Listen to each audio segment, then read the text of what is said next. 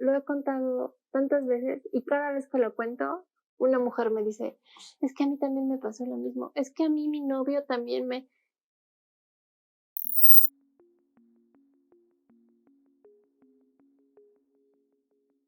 Estaba aquí sentado revisando mi celular.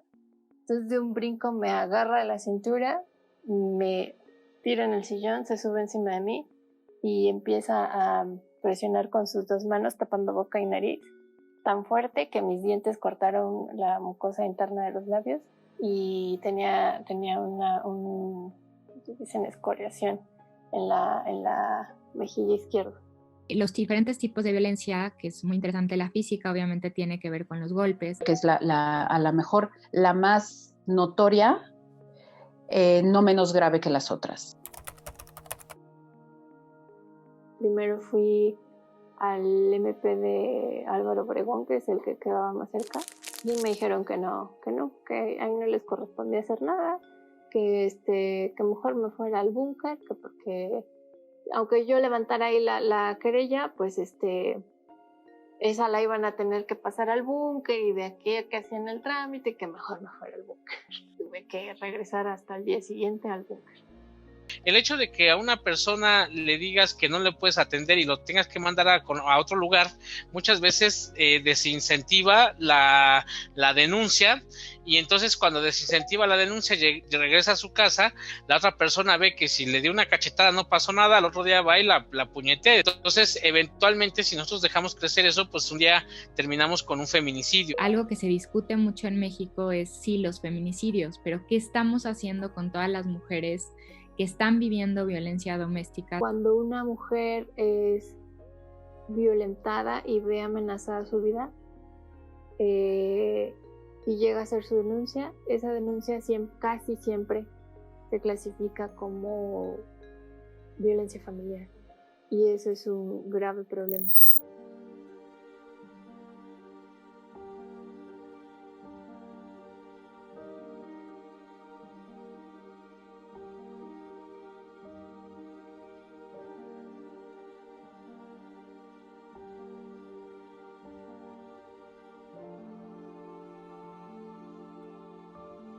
Si nosotras no sabemos cómo se está juzgando los casos de feminicidio, no podemos prevenirlos y no podemos saber qué es lo que está pasando. Es bien importante trabajar con los jueces para capacitarlos, pero también mirar si es que esas capacitaciones funcionan en las sentencias, para ver cómo se están juzgando los feminicidios y qué medidas se están tomando. Los feminicidios tienen que tener como características muy específicas.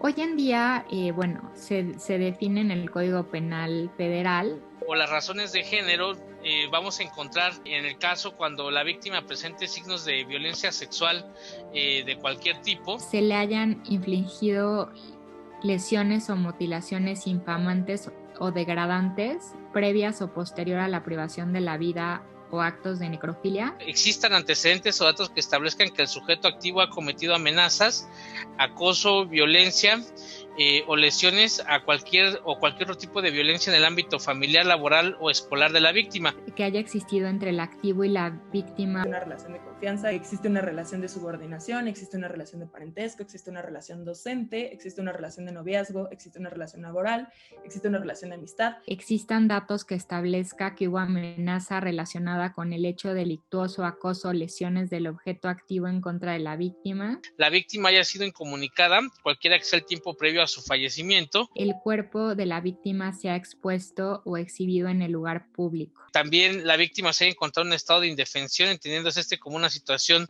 de desprotección real o incapacidad que imposibilite su defensa, ya sea por la dificultad de comunicación para recibir auxilio, por razón de la distancia a un lugar habitado o porque exista algún impedimento físico o material para solicitarlo. Creía que uno al llegar ante la autoridad iba a encontrar cierta comprensión, contención, y no encuentras nada de eso. Yo llegué con la bebé, a ver, ¿qué pasó? No, pues es que me intentaron asfixiar. Y me dicen, ¿cuánto tiempo estuviste forcejeando con él? Y yo dije, 25 minutos. Eso que yo dije de que habían sido 25 minutos fue decisivo en mi declaración. Y si tú dices que forcejeaste con el 25 minutos, la autoridad te puede decir, no, pero ¿cómo entonces no te quería matar? O sea, para matarte con 5 minutos hubieran sido suficientes. Es un llamado desesperado de las víctimas de que se visibilice nuestra posición de vulnerabilidad. El perito en criminalística pues hizo esta descripción, ¿no? Que yo perdí verticalidad porque él me empujó, que me pegué en la pierna y que me golpeé con algo en la cara. Y cuando llegó a mi vida un perito en criminalística con perspectiva de género, me dijo, no, es que un peritaje en criminalística con perspectiva de género tiene que tomar como objeto de estudio la entrevista de la víctima. Es fundamental.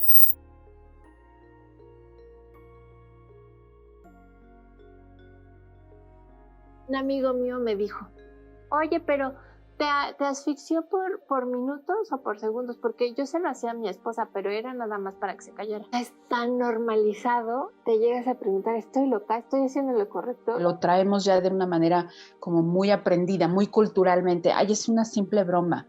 Ay, no va a volver a pasar. Ay, pues nada más fue como que un empujoncito, o es para que entiendas. Este proceso es un proceso que en sí mismo es desgastante. Porque muchas veces no solo la autoridad te desvirtúa tu dicho, también tus amigos, también tu familia, o sea, la gente a tu alrededor también juega un papel importante. Es, digamos, la expresión más extrema de violencia contra las mujeres que puede culminar con la muerte, que no es sinónimo de feminicidio, es decir, el feminicidio es una forma de violencia feminicida, la desaparición es una forma de violencia feminicida, ¿no? O sea, el concepto amplio es violencia feminicida. Cuando a alguien le roban algo, la sociedad lo tiene muy claro, te robaron un bien material. Cuando alguien mata a alguien, pues le quitó la vida. Pero cuando te intentan matar, ¿qué te quitan? ¿Cómo lo podemos describir? Y lo primero que te quitan es tu dignidad humana. Todo el tiempo. Cuando no te creen, porque no te creen. Cuando tienes que contar y contar y contar. Y además cuentas y en realidad no les importa, a nadie le importa. Se busca que el número de veces que tengan que comparecer, presentarse, sea el menor de las veces posibles. La Ley General de Víctimas pues contempla principios y uno de ellos pues es precisamente el buscar darle la mayor facilidad a la víctima, por llamarlo de alguna manera. Socialmente buscamos este morbo, no basta con decir, me quisieron asfixiar, esto es una injusticia, no. Tienes que aparentar además el dolor y estar llorando y tener la ojera, y si no tienes ese aspecto de víctima, hasta para los jueces. En México particularmente, pues vivimos en una diversidad de realidades donde, adicional a la discriminación contra las mujeres que está presente a partir de la cultura, de la educación, de la transmisión sobre ideas y la identificación de roles que se han marcado, digamos, históricamente en nuestra sociedad. Por supuesto que estaba familiarizada como cualquier mujer, solo que no todas lo alcanzamos a reconocer. Pero específicamente con el tema feminicidio no. Es bien importante que la gente que está alrededor de una persona que está siendo violentada sea de apoyo para esa persona. La terapia salva vidas, literal y metafóricamente. Porque a veces vamos por la vida sin conocernos y sobreviviendo en el mundo. Ya cuando alguien decide ir a buscar ayuda, te puedo asegurar que ya está la mitad del camino hecho. Lo que reconocemos todas las compañeras es que cuando nos pasa, y a cada una le pasa de diferente manera, cuando nos pasa uno no entiende qué pasó. Y lleva mucho tiempo, meses, entender. Y es que si no entiendes qué pasó, difícilmente vas a poder avanzar con lo legal y con todo lo demás.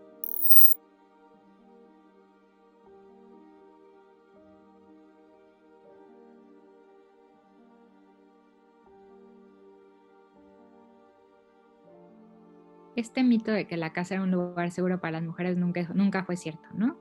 Si ves los números, el 86% de las personas que renunciaron a haber vivido lesiones en casa fueron mujeres. El 70% de haber sido víctimas de amenazas en casa fueron mujeres. El 100% de las que fueron víctimas de violencia sexual en casa fueron mujeres. Los datos que tenemos es que si nosotros comparamos, por ejemplo, las llamadas de emergencia entre abril de 2020 y abril de 2021 incrementaron en el 25% de un año a otro en el mismo mes. Esto quiere decir que en abril teníamos 143 llamadas por violencia doméstica a la hora. Entonces sí hubo un incremento. También nosotros logramos ver en un estudio que hicimos sobre centros de justicia que subió mucho más la demanda de apoyo debido a que estás encerrada con tu perpetrador. El espacio privado, pues, que debería ser como tu fuente de seguridad, para las mujeres representa un peligro, pues, que es algo que para los hombres casi no pasa, ¿no? Cuando tú ves proporciones, se ve súper claro que a las mujeres las matan mucho más en casa. Y además también cuando las matan en casa, las matan más ahorcadas o las asfixian, las envenenan, las matan con armas blancas, cosa que a los hombres casi no pasa. La mayoría de los hombres en México los matan con arma de fuego. Las mujeres son asesinadas de manera más salvaje. Y estaba leyendo un estudio que dice que aproximadamente 1 de cada 5 mujeres muere literalmente a manos de su agresor. Yo creo que sí sería súper importante que las mujeres supieran que no hay que aguantar ningún tipo de violencia. Siempre tratamos de justificar que porque el hombre tenía trabajo, que porque el hombre estaba estresado. En mi caso, dices que estaba enfermo. Y no, estamos educadas para eso, para justificar y para aguantar. Cualquier pequeña manifestación de violencia sí puede escalar. O sea, yo soy un vivo ejemplo. O sea, yo un día lo vi pegarle a la pared y 15 días después ya me estaba asfixiando. O sea, a veces creemos que va a ser como más escaladito. No, puede ir de una cosa a otra sin previo aviso. Por un lado y por otro, si ya pasó, sí es muy importante tomar la decisión y sí es muy importante buscar el apoyo de colectivas. Solo en colectivo se avanza. Es la única manera. Es la única manera de tener soporte en todos los sentidos.